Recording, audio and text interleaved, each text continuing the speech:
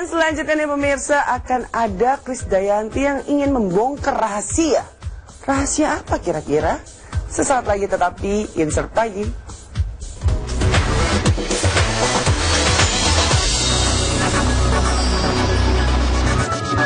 Krisdayanti yang katanya nih merindukan bentuk badannya kembali sebelum melahirkan Kellen Alexander Lemos. Jadi selama ini nih udah sebulan mungkin Kade sedang menjalani program diet, bahkan sampai berkonsultasi dengan ahli gizi. Tapi katanya dalam program diet tersebut Kade juga gak mau tuh menjalani terapi seperti yang disuntik-suntik seperti itu gitu. Jadi apa aja sih kira-kira yang dijalani dietnya ala Krisdayanti? Kita juga pengen tahu, katanya ada komentar-komentar dari fansnya Kade yang mengatakan kalau Kade kegemukan lah atau Kade seperti apa. Nah, ini adalah salah satu bentuk dukungan ya. Kita juga pengen tahu kira-kira seperti apa. Langsung saja berikut liputannya untuk Anda.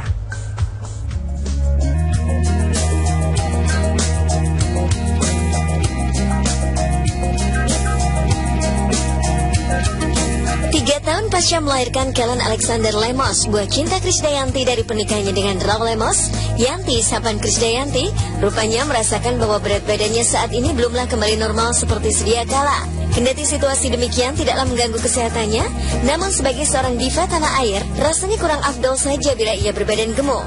Lantaran alasan itulah Yanti pun akhirnya memutuskan untuk mengikuti program diet. Dan dari sekian banyak program diet yang dilakoni kebanyakan wanita, mantan istri Anang Hermansyah ini memilih untuk mengambil program diet dengan cara mengatur pola makan serta melakukan konsultasi dengan seorang ahli gizi. Lalu setelah sebulan lebih menjalani diet semacam itu, bagaimanakah perubahan yang terjadi pada bobot badan Yanti? Apakah Yanti berhasil menurunkan berat badan sesuai harapannya? Dan sedikit bocoran informasi dari salah satu rekan Yanti, setelah mengikuti program diet itu, lingkar pinggang Yanti akhirnya berkurang sebanyak 6 cm. Diet saya ini resolusi yang saya simpan dalam hati, karena takutnya jadi wacana aja. Tapi saya memang mau selesaiin Februari ini untuk bisa balik dari sisa hamil anak-anak saya terakhir itu masih sisa sebetulnya 4-5 kilo. Saya mau habisin gitu supaya muat lagi pakai baju-bajunya. Ya mengatur pola makan. Saya jadi pasien dokter khusus, dokter gizi gitu. Ya jadi agak menderita sedikit sih, karena nggak boleh yang enak, nggak boleh aja gitu. Nggak boleh minyak, nggak boleh gula, nggak boleh nasi. Penderitaan loh. 4 Januari. Iya, jadi memang targetnya cuma sampai akhir 2 bulan aja.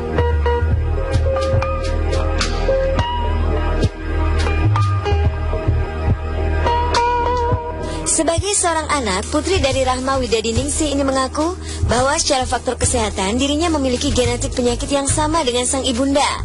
Namun bagi Yanti, apapun dan seberat apapun sebuah penyakit, semua itu bisa diatasi selama masih ada keinginan untuk hidup sehat. Berangkat dari pemikiran inilah, kemudian Yanti akhirnya menolak untuk melakukan beragam program diet dengan cara menyuntikkan sesuatu ke dalam tubuhnya. Dan ketetapan hati Yanti yang tak mau menempuh diet dengan disuntikkan sesuatu ke badannya itu, menariknya memang didukung penuh oleh Raul Lemos, sang suami tercinta.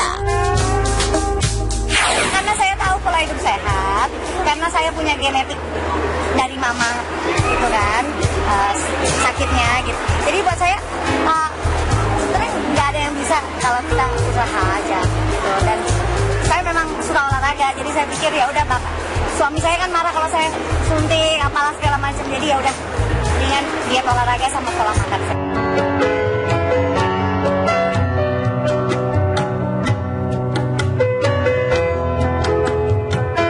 Memang ada harga mahal yang harus dibayar sebagai seorang penyanyi papan atas. Begitupun Yanti.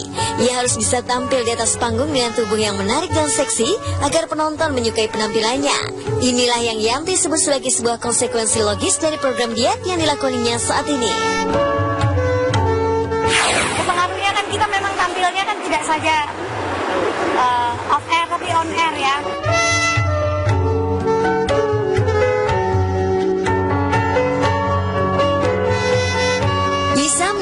penyanyi yang pernah disebut sebagai diva pop tanah air tentu tidaklah mudah.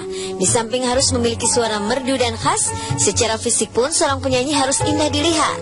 Yanti sendiri mengibaratkan kondisi semacam ini sama artinya dengan ungkapan bahwa ia tidak boleh gemuk. Sebab jika Yanti cukup gemuk, publik serta fans beratnya pun akan melayangkan protes. Kalau saya, nanti kalau terlalu besar gak muat bajunya, terus aduh yang komplain udah banyak.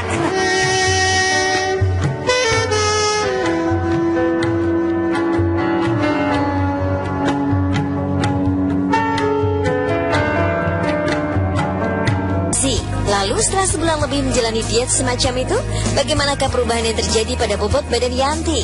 Apakah Yanti berhasil menurunkan berat badan sesuai harapannya? Dan sedikit bocoran informasi dari salah satu rekan Yanti, setelah mengikuti program diet itu, lingkar pinggang Yanti akhirnya berkurang sebanyak 6 cm.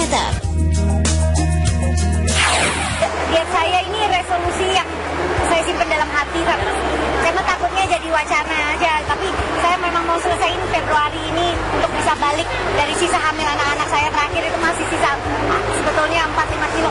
Saya mau habisin gitu supaya muat lagi pakai baju-bajunya. Ya mengatur pola makan. Saya jadi pasien dokter khusus, dokter gizi gitu. Ya jadi agak menderita sedikit sih, karena nggak boleh. Yang enak nggak boleh aja gitu. Nggak boleh minyak, nggak boleh gula, nggak boleh nasi. Menderita kan lo. 4 Januari. Iya, jadi memang targetnya cuma sampai akhir 2 bulan aja.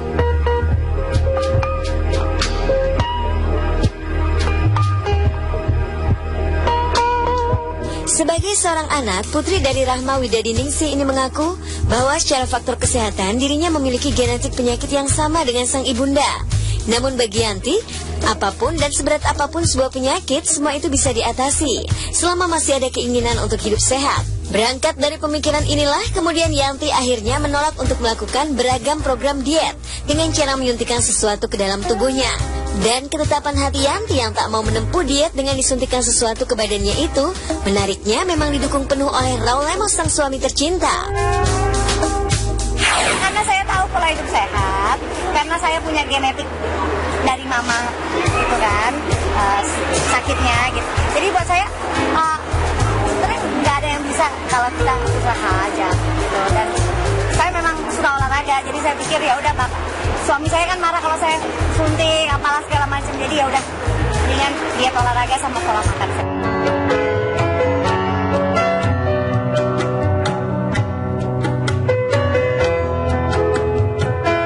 Memang ada harga mahal yang harus dibayar sebagai seorang penyanyi papan atas. Begitupun Yanti. Ia harus bisa tampil di atas panggung dengan tubuh yang menarik dan seksi agar penonton menyukai penampilannya. Inilah yang Yanti sebut sebagai sebuah konsekuensi logis dari program diet yang dilakoninya saat ini. Pengaruhnya kan kita memang tampilnya kan tidak saja off air tapi on air ya.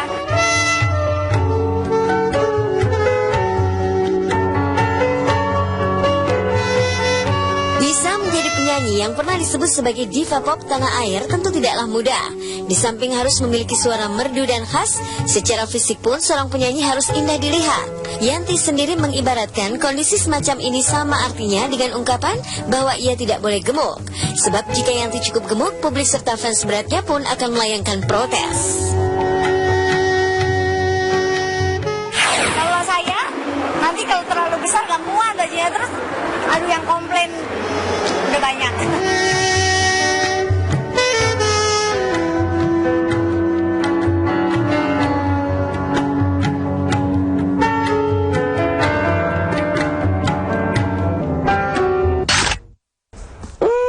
Kayaknya udah kurusan deh sekarang. Udah, kalau cantik sih selalu ya. Mau bingung udah lebih cantik lagi. Enggak, kalau cantik tuh kayaknya Kade selalu tampil maksimal, selalu tampil prima, kecantikan paripurna luar biasa. Nggak apa-apa lah, namanya juga perempuan. Kalau di TV apalagi itu memang kadang suka menambah berat badan. Karena saya setiap kali orang lihat, wah kok gemuk banget, kalau ketemu kok kecil banget. Itu seperti itulah, saya juga harus diet lagi sepertinya. Pokoknya sukses terus untuk Kade dan juga keluarga.